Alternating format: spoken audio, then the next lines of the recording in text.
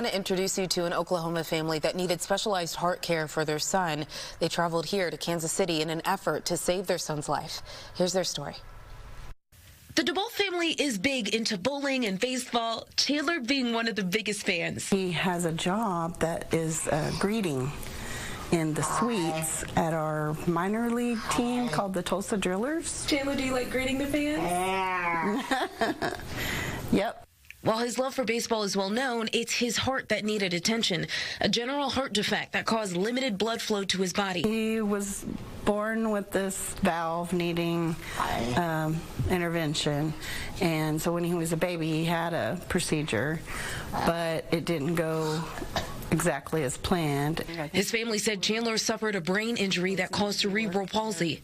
So having to come back at age 29 and kind of do something in the same area to the same valve was something that gave me a lot of anxiety and worry.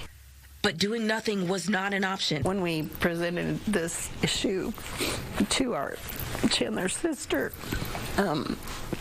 it was a conversation that was difficult to have with her because we didn't know that we had any solutions. And she was like, well, Mom, if anybody can find that doctor that he needs, it'll be you. And so that really kept in the back of my mind to not give up. The Oklahoma family was referred to St. Luke's Mid-America Heart Institute, and in February, Chandler underwent the life-saving procedure. We've got our large catheter coming down from the carotid artery, and this new valve that we're putting in is made out of metal, so you can see it very clearly here.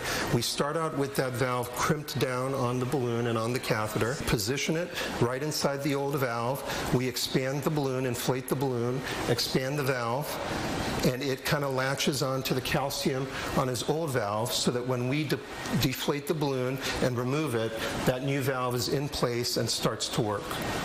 And Chandler's family is seeing the difference. It's been awesome. It's going great. Everything went perfectly. And he has a new heart valve now, and he's been doing great with it. Good. That's great.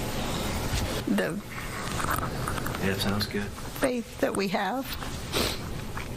We had been through a lot when he was a child and overcome a lot, and we always had the Lord's guidance in our lives.